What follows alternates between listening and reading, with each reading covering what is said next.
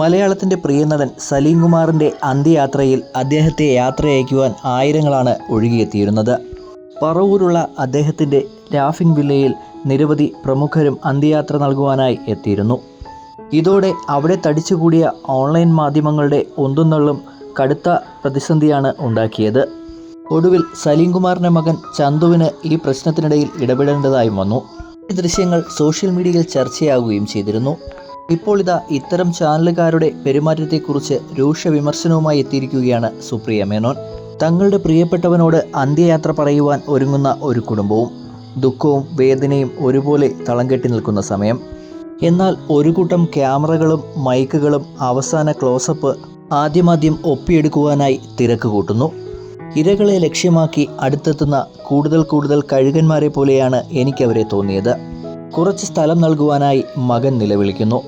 പിന്നോട്ട് മാറുവാൻ ആവശ്യപ്പെടുന്നു.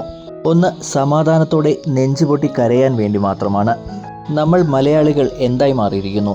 തത്സമയം തന്നെ എല്ലാം അറിയുവാനുള്ള ഒരു ആർത്തി. സാമാന്യ മര്യാദയും അച്ചടക്കവുമെല്ലാം ഒഴിവാക്കി ഇങ്ങനെയൊന്നും ചെയ്യുവാൻ പാടില്ല.